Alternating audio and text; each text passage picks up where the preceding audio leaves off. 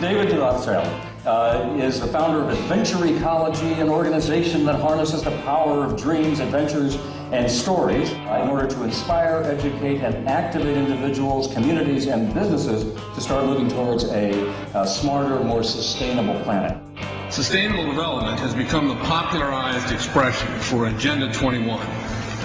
Agenda 21 is the 1992 United Nations Rio Declaration on the Environment and Development. Agenda 21 defines itself as the comprehensive plan of action to be taken globally, nationally, and locally. The red are areas that are to be off limits to human beings. If you live there, you won't.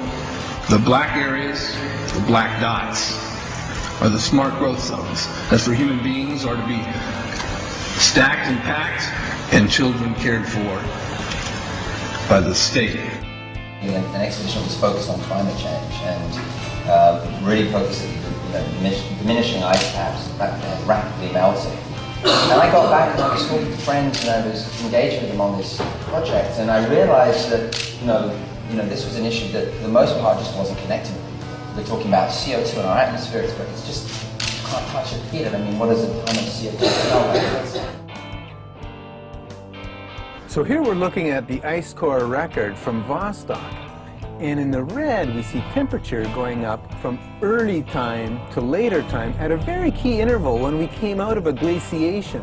And we see the temperature going up, and then we see the CO2 coming up. CO2 lags behind that increase. It's got an 800-year lag, so temperature is leading CO2 by 800 years. There have now been several major ice core surveys. Every one of them shows the same thing.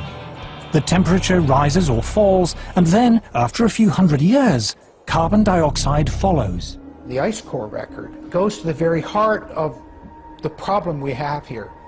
They said, if the CO2 increases in the atmosphere as a greenhouse gas, then the temperature will go up. But the ice core record shows exactly the opposite. So the fundamental assumption, the most fundamental assumption of the whole theory of climate change due to humans is shown to be wrong. But how can it be that higher temperatures lead to more CO2 in the atmosphere? To understand this, we must first restate the obvious point that carbon dioxide is a natural gas produced by all living things. Few things annoy me more than to hear people talking about carbon dioxide as being a pollutant. You're made of carbon dioxide, I'm made of carbon dioxide. Carbon dioxide is how living things grow. What's more, humans are not the main source of carbon dioxide. Humans produce a small fraction in the single digits percentage-wise of the CO2 that is produced in the atmosphere.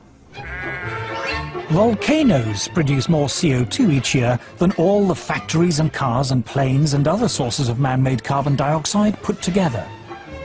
More still comes from animals and bacteria, which produce about 150 gigatons of CO2 each year, compared to a mere 6.5 gigatons from humans. An even larger source of CO2 is dying vegetation, from falling leaves, for example, in the autumn. But the biggest source of CO2 by far is the oceans.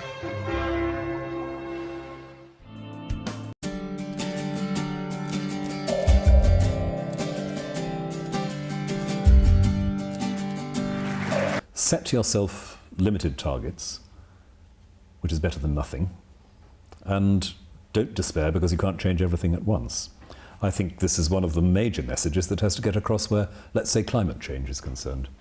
People think, oh, well, we're all doomed, so why bother?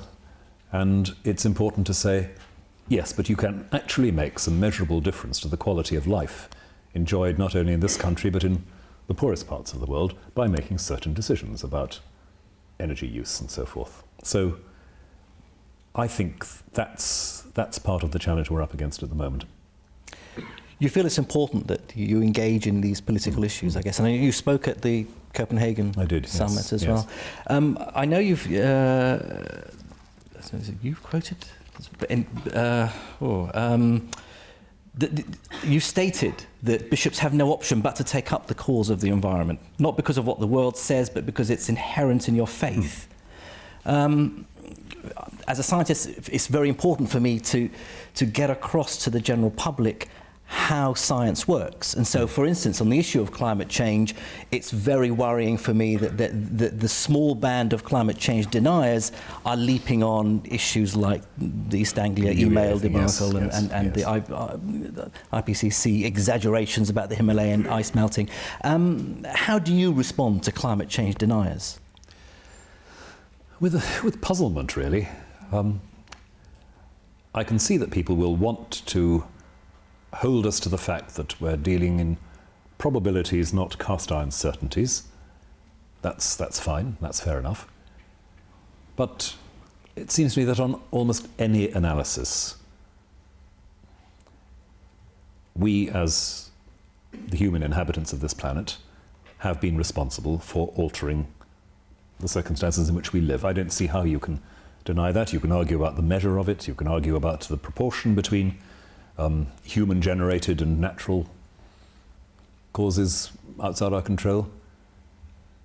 But even if you were to allow a very large measure of skepticism there, you might still, I would still want to say, we have environmental degradation, which impacts horribly on the most vulnerable, and we ought to do something about it. So don't get too bogged down in the science. I say it with respect, but there clearly is an issue about which something can be done. And so to the denier, I'd say, well, if you insist on denying it, okay, but can you not recognize that there is an agenda? Wherever it comes from, there's an agenda here. Back in 1975, there was a congressional hearing called the Senate Committee to Study Government Operations with Respect to Intelligence Committees, headed up by Senator Frank Church, often called the Church Committee, that proved that the CIA was paying under the table in bribe money $1 billion in today's dollars to the heads of the major media companies, reporters, editors, etc., to act as gatekeepers and propagandists for the establishment. The Congressional Committee published a report in 1976, which you can get. It's called the Final Report on the Senate Select Committee to Study Government Operations with Respect to Intelligence Committees, where on page 191 to page 201, they proved that, quote, the CIA currently maintains a network of several hundred individuals around the world who provide intelligence for the CIA and at times attempt to influence opinion through the use of covert propaganda. These individuals provide the CIA with direct access to a large number of newspapers and periodicals, scores of press services and news agencies, radio and television stations, commercial book publishers, and foreign media outlets. Oh, end quote. Yeah. I guess it's just a conspiracy theory, right? The CIA, of course, just uses this under this disguise of national security. But let me just read you another quote from the investigation here. From, oh, by the way, this is a Mockingbird. The reason it's called Operation Mockingbird is because a mockingbird repeats what it hears. A mockingbird can mimic the sounds of various species of other birds out in the wild. And so these Operation Mockingbird operatives, Sean Hannity, Anderson Cooper, they just simply repeat what they're told, making it seem like it's news. So Thomas Braden, who worked for the CIA, was the director of Operation Mockingbird back in the 1970s, and he revealed, quote, if the director of the CIA wanted to extend a present, say, to someone, suppose he just thought that this man could use $50,000. He's working well and doing a good job. He could hand it to him and never have to account to anybody. There was simply no limit to the money it could spend, and no limit to the people it could hire, and no limit to the activities it could decide were necessary to conduct the war. The secret war. It was multinational. Oh, guess I'm just a conspiracy theorist, right? If you've ever seen any of Conan O'Brien's skits where he shows it's called Media Reacts segment, he shows literally a dozen or more local news agencies reading from the same exact script. In one of the more recent episodes that you can find on YouTube, he just chains them all together, and literally over a dozen of them start the news segment off that say, it's okay, you can admit it if you've bought an item or two for yourself, talking about Christmas shopping for your own self. Literally the exact same script, because these news agencies just put together a package, a pre-scripted package, and then put it out to their ABC, NBC, CBS affiliates, and then the local news agencies just literally read it word for word. Now, going back to the original writings of Adam Weishaupt, the founder of the Bavarian Illuminati, he wrote in his original confiscated writings a very interesting revelation about the media, where he says, quote, in like manner, we must obtain influence in the military academies.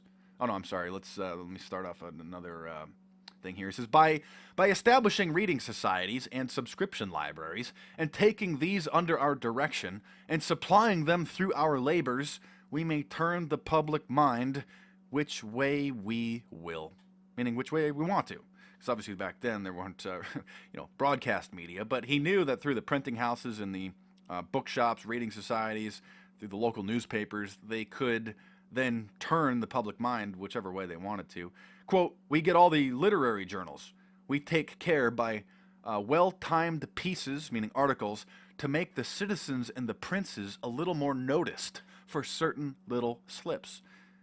The great strength of our order, meaning the organization, lies in its concealment. Let it never appear in any place under its own name, but always covered by another name, another occupation.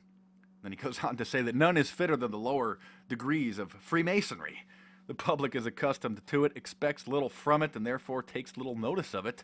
It may be a powerful engine in our hands. I will leave you with one more very fascinating quote from Edward Bernays in his book Propaganda, which I'm holding in my hands right now, published in 1928. This is the guy that was the nephew of Sigmund Freud, the popular psychologist. Yeah, so he revealed, really in a book, because most people don't read books, this was really a book for the elite. He revealed on page, what page is this, 37 of his book, in chapter 1, quote, the conscious and intelligent manipulation of the organized habits and opinions of the masses is an important element in democratic society. Those who manipulate this unseen mechanism of society constitute an invisible government, which is the true ruling power of our country. We are governed, our minds molded, our tastes formed, our ideas suggested, largely by men we've never heard of. He goes on to say that, quote, whether in the sphere of politics or business, in our social conduct or ethical thinking, we are dominated by a relatively small number of persons who understand the mental processes and social patterns of the masses. It is they who pull the wires which control the public mind, who harness old social forces and contrive new ways to bind and guide the world. There we go. BBC News #1. The most subversive programme on television as voted by Rich Planet viewers. Now, question time, that would get my vote, #3 on the list as the most subversive programme on television. The questions are rigged.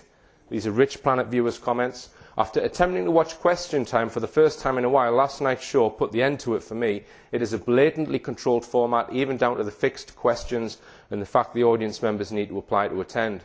I would say that one of the most subversive programmes on television is Question Time, in particular because it is hosted by David Dimbleby, one person who I would guarantee is on a second payroll. So what the viewer means there is he thinks that David Dimbleby is working for MI5. Now, we know that Jon Snow, another news anchor, was offered his salary doubled to work for MI5. Now, he turned them down and he blew the whistle on them. But I suspect that the vast majority, or if not all, of BBC anchors are working for MI5. They're not really working for the licence payer. The federal government already funnels hundreds of millions of dollars to Planned Parenthood every year, so it should come as no surprise when it funnels your money to celebrate its founder. The Smithsonian National Portrait Gallery recently opened a new, federally funded exhibit that, according to the museum's curator, celebrates women who have challenged and changed America over the past century. Included in the list is notorious liberal feminist Margaret Sanger. The National Portrait Gallery website provides a brief description of Sanger, describing a concerned crusader who fought with the courage of a wounded tiger for the promotion of birth control. What the Smithsonian exhibit fails to mention, however, is that Margaret Sanger founded the largest abortion chain in the country, now known as Planned Parenthood. But the exhibit also fails to explain the racist ideology behind Sanger's promotion of birth control. Many people don't really know what eugenics is. Eugenics is defined as belief in the possibility of improving the qualities of the human species by discouraging reproduction by persons having genetic defects or presumed to have inheritable, undesirable traits. Essentially, eugenics is the creation of a master race by controlling who has children and who doesn't. An article appearing in the January 31st, 1922 edition of the New York Times bore the headline, "Mrs. Sanger says Superman is the aim of birth control." If creating a race of supermen is the goal, who did Sanger believe had genetic defects or undesirable traits that stood in the way? In his book, Birth Control, Facts and Responsibilities, Adolf Meyer quoted an essay Sanger wrote in 1925, entitled, "The Need of Birth Control in America." Birth control is not merely an individual problem. It is not merely a national question. It concerns the whole wide world, the ultimate destiny of the human race. In his last book, Mr. H.G. Wells speaks of the meaningless, aimless lives which cram this world of ours. Hordes of people who are born, who live, yet who have done absolutely nothing to advance the race one iota. Their lives are hopeless repetitions.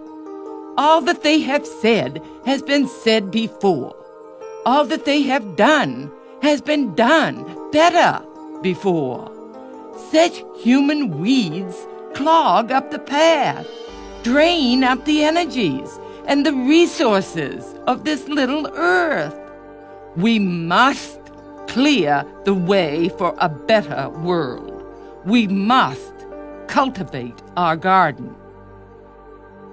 In 1922, Sanger wrote a book entitled The Pivot of Civilization.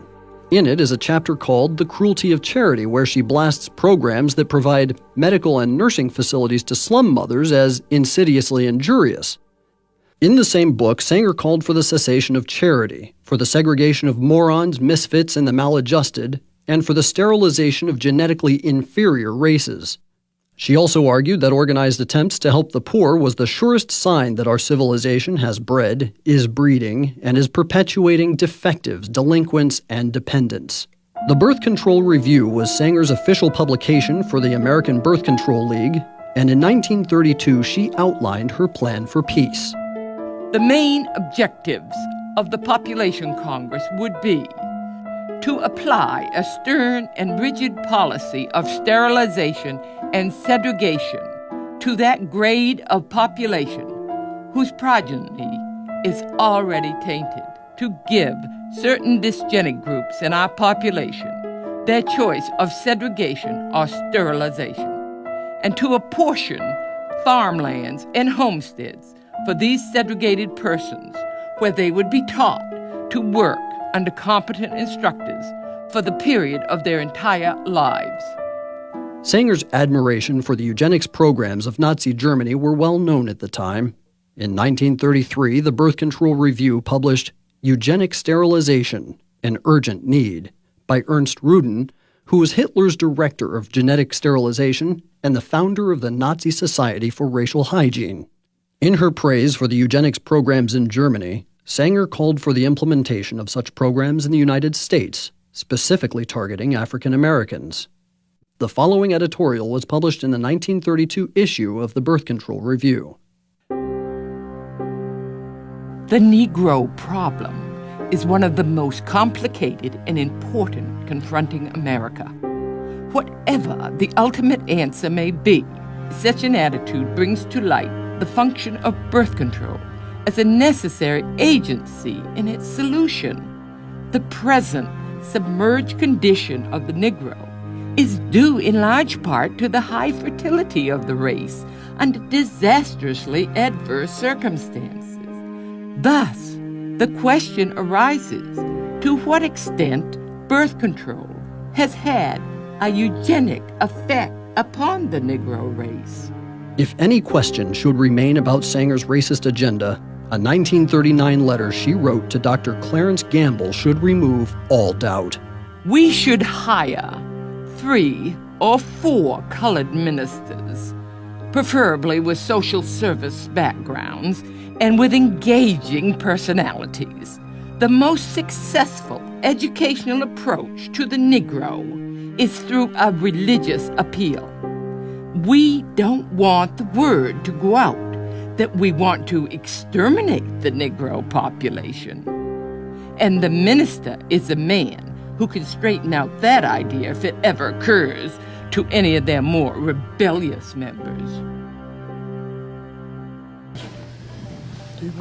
I'd like to know your opinion about the burgeoning ClimateGate scandal and the IPCC fraudulent emails that have been leaked out, which basically show that the data has been toyed with for decades, and effectively there's no way to really determine that there's any global warming going on at all.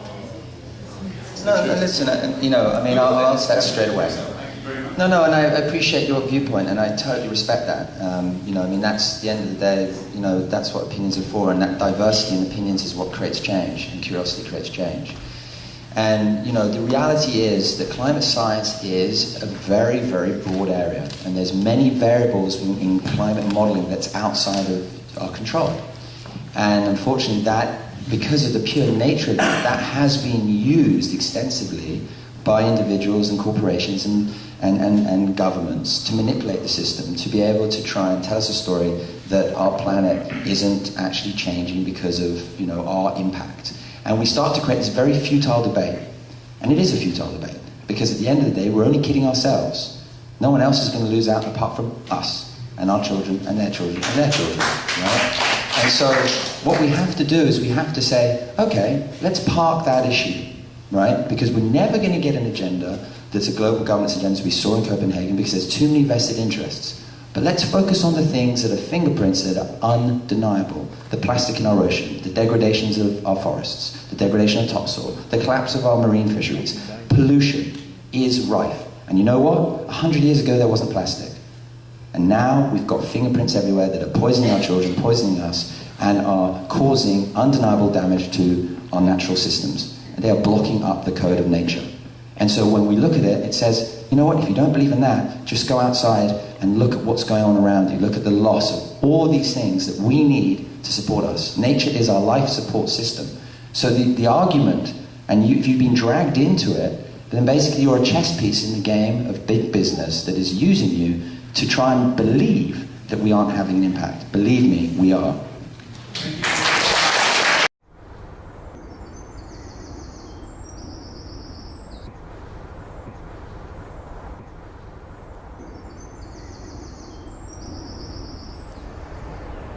The big question that faces Rio Plus 20 is, what kind of world do we want to leave to our children? And that's not just a question about what kind of material environment we want to leave. The answers to that, in a way, are quite simple. We want a world that's free of pollution, a world where everyone has access to clean water, a world where food supplies are secure, a world where people have learned sustainable methods of agriculture and development. But just as importantly, it's a question of what kind of habits and what kind of lifestyle we want to leave to our children. What sort of skills we want to see them developing in living sustainably in this world. That means, as in so many areas, we have to start small, we have to start local. Big changes come because small changes happen. There are many other such local projects, and I've also been deeply impressed by the way in which people locally across the world have challenged and resisted some of the depredations of the extractive industry, in many areas one of the greatest threats to a sustainable future. Governments can, of course, and must play their part in all this. Governments need to give fiscal incentives to green development. They need to promote programs that encourage us all to reduce our waste. They need to green our economy, both at home and worldwide. And we, all of us, not least the faith communities, need to collaborate in that and support governments in that vision. But at root, the question remains the same. What kind of world do we want to hand on? Imagine that you have a child's or a grandchild's birthday coming up. You want to give them a present. You want to give them something that will genuinely mean something to them, that will enrich their lives, that will be part of lasting growth and well-being. And that's what we're challenged to do here. It's a challenge that I think will resonate for absolutely everybody across the world. Simple enough. What's the gift we want to give? The gift of a world that's more free from pollution, a world whose future is more secure, a world where more people have access to food, clean water, and health care. Yes, but also a world in which we're transmitting the wisdom of how to inhabit a world, how to inhabit a limited environment with grace, with freedom, with confidence. All religious people see the world as a gift from God. And all religious people are therefore bound to ask, if that's the gift we've been given, how do we make it a gift to others, to the next generation? How do we do justice by our children and grandchildren? How do we act fairly by them? Are we handing on a gift, material and spiritual, that really will make them live well, live happily, so that their future will be secure, and they too will have a gift to give to their children and grandchildren in turn?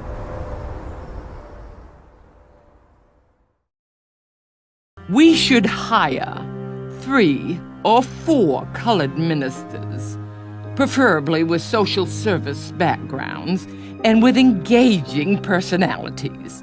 The most successful educational approach to the Negro is through a religious appeal. We don't want the word to go out that we want to exterminate the Negro population. And the minister is a man who can straighten out that idea if it ever occurs to any of their more rebellious members. Good evening, Rowan. It's the 22nd of February 2016 and it's about 1 AM and I'm making you my usual video to reassure you I haven't been seducing any priests over the weekend. I bet you're really surprised about that.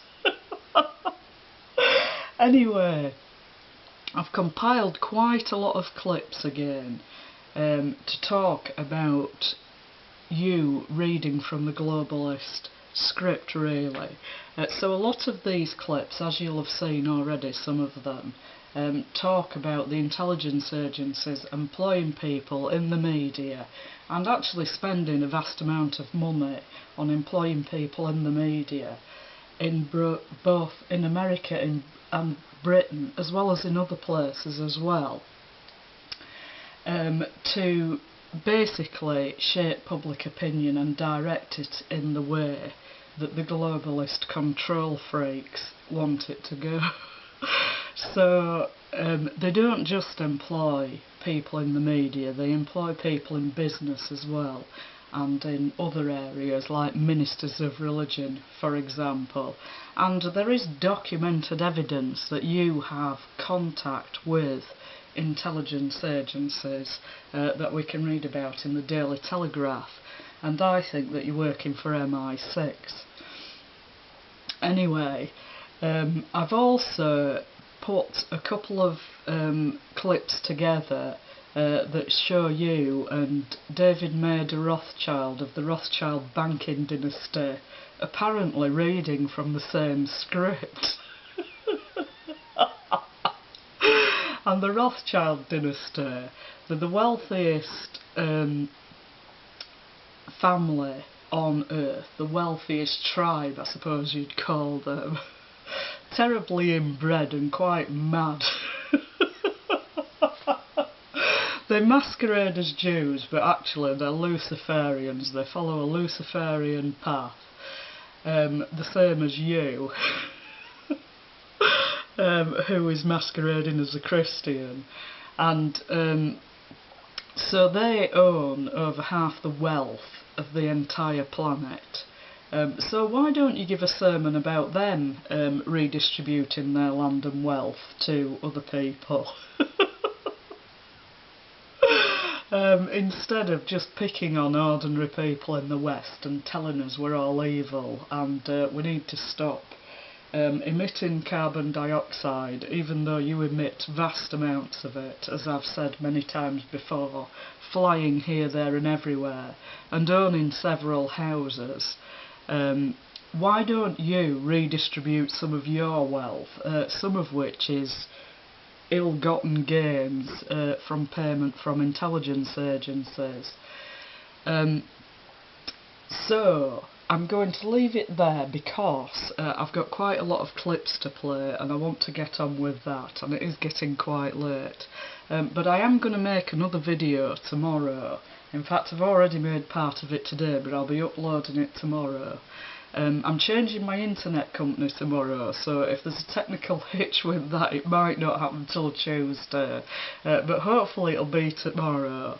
But you did do another interview last week, at the beginning of the week, either Monday or Tuesday, which was uploaded onto YouTube, and in it you're basically telling me to stop researching you and stop putting videos about you on YouTube. So obviously in response to that I'm going to be making even more videos.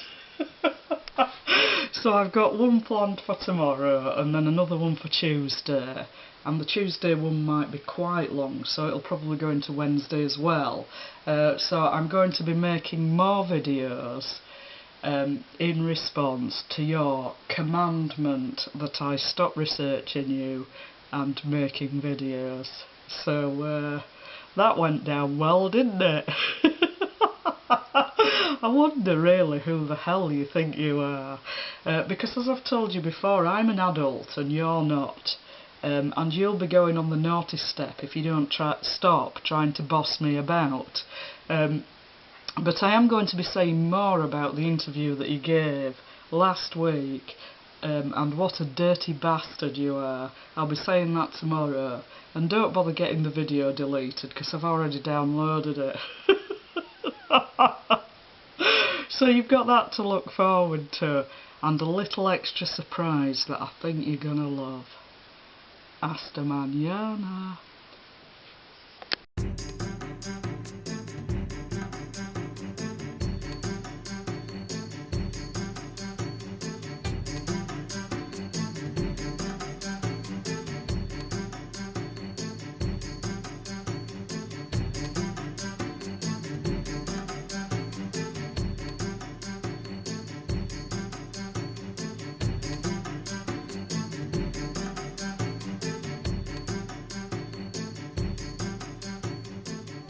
If you had been here a few nights ago, you would have seen the normally glorious white statue of Christ the Redeemer, his arms outstretched in blessing over Rio de Janeiro and over the whole of Brazil, turned a lurid, unpleasant green by filters put over the lights that normally illuminate it, as a kind of childish message that the environmental religion is now replacing Christianity. Well, no, it isn't. The Rio conference failed. And indeed, the Almighty himself showed, as he so often does at these conferences, a sense of humour. Because for almost the entire 3 days of the conference, especially including the last 2 days, this hilltop, now bathed in sunset light, was concealed under thick fog, heavy cloud, and pouring rain, so that the lurid green propaganda message, turning our blessed Lord himself into a crude campaign image, was blotted out by the hand of God. God is not mocked. And so what has happened here is that, yes, those who have lost the true faith, those who have lost true religion, have nevertheless felt the need for religion. They have felt the need for a common bond between themselves. And they thought they had found it in the spurious nostrums of Marxist environmentalism.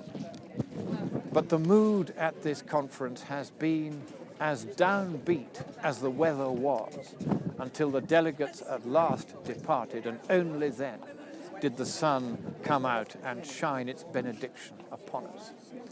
These people who dare to try to supplant Christianity and to offer a shoddy new religion have failed.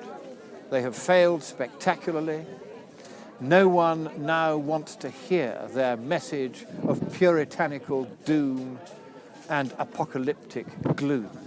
Now people want once again to see economic growth and to see freedom and to see democracy and to see prosperity. That prosperity without which the poor people in the favelas of Brazil cannot be lifted out of poverty.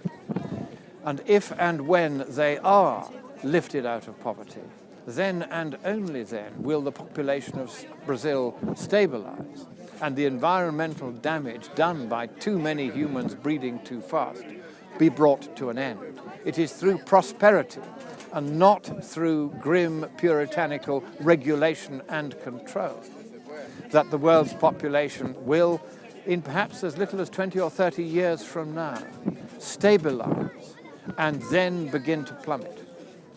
And that will introduce a new problem, a problem of how the dwindling number of young people will be able to care for the growing number of old people. By then, I at least shall be gone, and I hope that I shall be merry in heaven with the saints. I don't think I deserve it, but I can always count, I hope, on the mercy of God. But for those who come after, in the succeeding generations, the message of misery, which was the message of the Rio Conference, will, I hope, have been extinguished forever and replaced with the joy of redemption and resurrection, celebrated by the glorious statue of Christ the Redeemer, in whose shadow we stand today. Let freedom ring again.